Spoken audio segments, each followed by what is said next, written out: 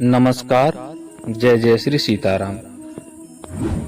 हम देखते हैं कि समाज में सभी लोग एक बराबर क्यों नहीं हैं। कोई अत्यधिक अमीर है तो कोई गरीब है, किसी के पास संसाधनों का अभाव है, किसी का उत्तम स्वास्थ्य है, किसी के अंदर रोग व्याप्त हैं। कोई इसलिए दौड़ रहा है कि उसको दो रोटी मिल जाए, कोई इसलिए दौड़ रहा है कि उसकी दो रोटी हजम हो जाए, पच जाए। तो इतनी विषमता क्यों है, जबकि इस सृष्टि को, संसार को स्वयं परमात्मा ने बनाया है। हम सब उस परमात्मा की संतान हैं। वह हम सबसे एक समान प्रेम करता है, एक समान प्यार करता है। तो फिर उसकी रचना में इतनी विसंगतियां क्यों हैं? तो जब हम देखते हैं तो पता चलता है कि उसकी रचना में विसंगति नहीं है, हमारे दृष्टि में ही विसंगति है। इसके संबंध में एक छोटा सा मैं कथानक प्रवचन स्वरूप आपके सामने प्रस्तुत कर रहा हूं। आशा है आप उसको सुनकर लाभान्वित होंगे, लेकिन प्लीज उससे पहले एक निवेदन है कि आप चैनल को सब्सक्राइब करके बेल आइकन प्रेस कर दें, ताकि आपके पास अच्छी मोटिवेशनल कहानियां, कर्मकांड के वैज्ञानिक रहस्य इत्यादि पहुंचते रहे। एक बार एक शिव भक्त जो कि काफी धनी था, एक शिवालय में जाता है और अपने पैरों में महंगे और नए जूते पहना रहता है।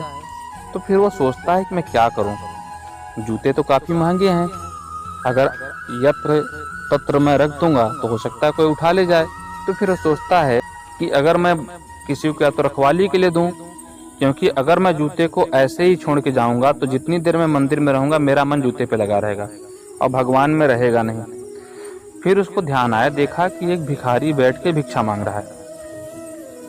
तो उस धनिक ने उस भिखारी से बोला, भाई मेरे जूते का ध्यान रखोगे जब तक मैं पूजा करके वापस ना आऊं? तो भिखारी बोला, ठीक है आप रख के जाइए, मैं तो यहीं पे हूं। ऐसा कहकर वह धनी व्यक्ति अपने जूते उतारकर भिखारी के पास रख देता है और अंदर पूजा करते समय धनिक के मन में एक बात आती है और वह भोलेनाथ जी से कहता है, हे प्रभु, यह कैसा असंतुलित संसार आपने बनाया हुआ है। किसी को इतना धन दिया है कि वह पैरों तक में महंगे जूते पहनता है, तो किसी को अपना पेट भरने के लिए भीख तक मांगनी पड़ती है। कितना अच्छा होता ना प्रभु कि यह पूरा संसार एक समान हो जाए।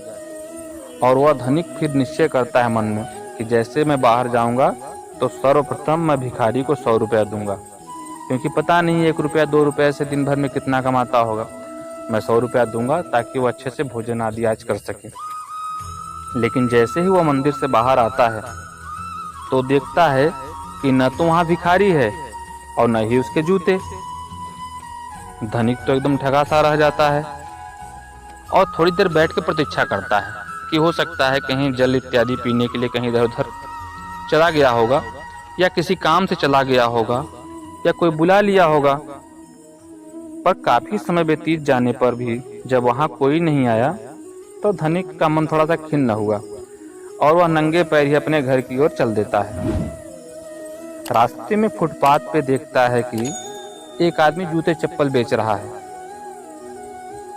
धनिक ने सोचा कि ऐसे ही नंगे पैर जाने से बेहतर है कि चलो एक जूता या चप्पल खरीद लेते हैं घर तक जाने के लिए।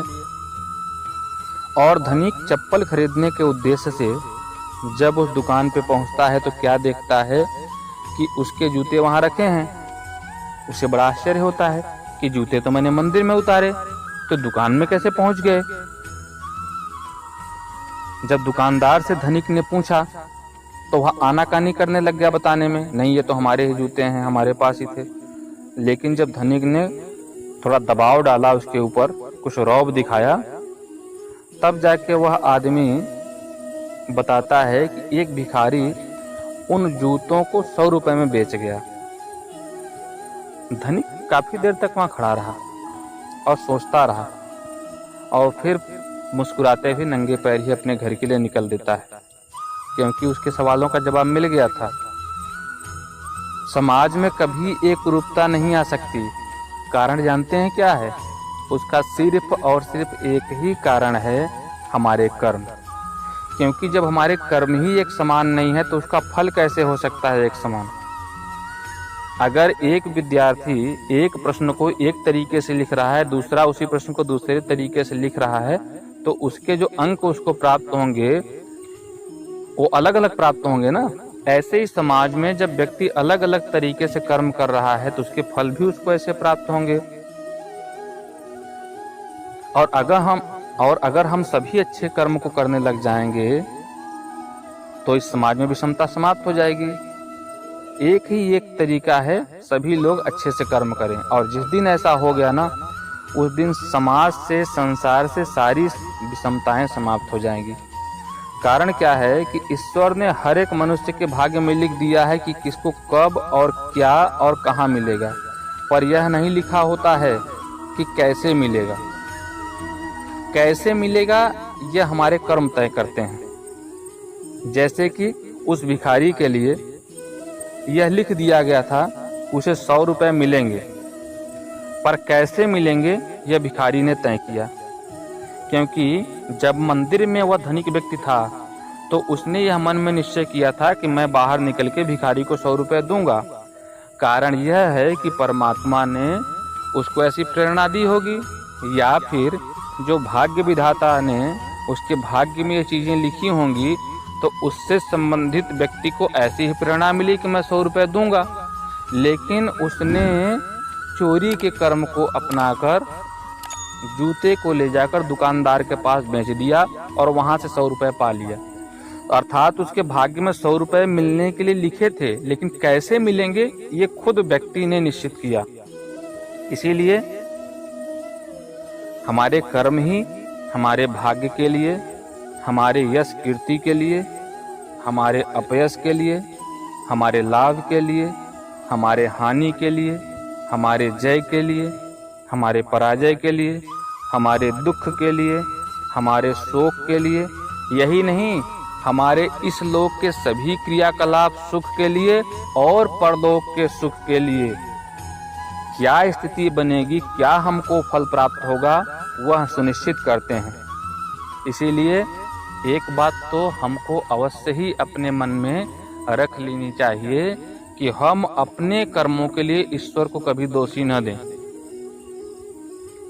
इस संसार में सबको जो फल मिलने हैं वह उसके प्रारब्ध कर्म के अनुसार प्राप्त होंगे ही होंगे, लेकिन पाना कैसे है यह आपके ऊपर निर्भर करता है। आपको भगवान ने भोजन दिया हुआ है, लेकिन कैसे मिलेगा, कैसे पाएंगे। आज आपके जीवन में जो सुख या दुख आने हैं उसको कैसे आप ले रहे हैं, कैसे उसमें अनुभव कर रहे हैं, कैसे प्रतिक्रिया दे रहे हैं, यह आपके ऊपर निर्भर करता है। अगर कोई आपके साथ घटना होनी है तो वह आपके कर्म से ही जुड़कर होगी। अगर आपके कर्म अच्छे रहेंगे तो घटना एक अच्छी घटना बन जाएगी, और अगर आपके कर्म अच्छे नहीं रहेंगे तो वह घटना अच्छी कम होकर दुर्घटना में ज़्यादा परिवर्तित हो जाएगी। अगर आप अच्छे कर्म करेंगे तो जितना आपको यश मिलना है वह और वृद्धि हो जाएगी उसकी, और नहीं तो अपयश तो प्राप्त ही करेंगे।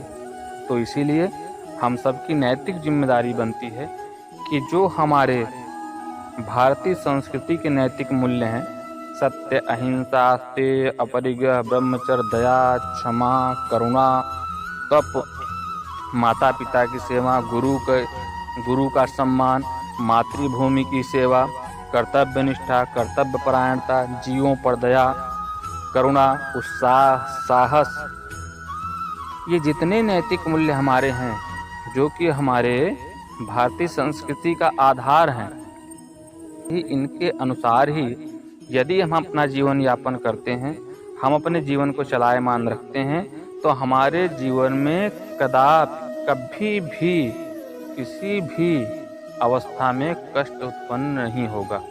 थोड़ी बहुत समस्याएं आएंगी, लेकिन परमात्मा सदैव हमारी सहायता के तत्क्षण खड़े रहेंगे। कारण क्या है, उस समय मैं ईश्वर की शक्ति को अनुभव कर पाऊंगा, क्योंकि मेरे ऊपर बुराइयों का पर्दा नहीं लगा रहेगा। इसीलिए हम सबका परम कर्तव्य बनता है कि जो हमारे नैतिक मूल्य हैं उन पे चलते हुए, धर्म का आचरण करते हुए जीवन व्यतीत करना चाहिए, और हमेशा परमात्मा को धन्यवाद देना चाहिए कि हे परमात्मा, आपने जितना मुझे दिया है मेरी योग्यता से अधिक दिया है। और जितना दिया है उतना पर्याप्त है। जो मुझे दिया है उतना पर्याप्त है, मैं उसी में ही अपना जीवन यापन कर लूँगा और उसी से अपनी उन्नति सुनिश्चित कर लूँगा। इस पूरी कहानी को अंत तक सुनने के लिए आप सभी का धन्यवाद।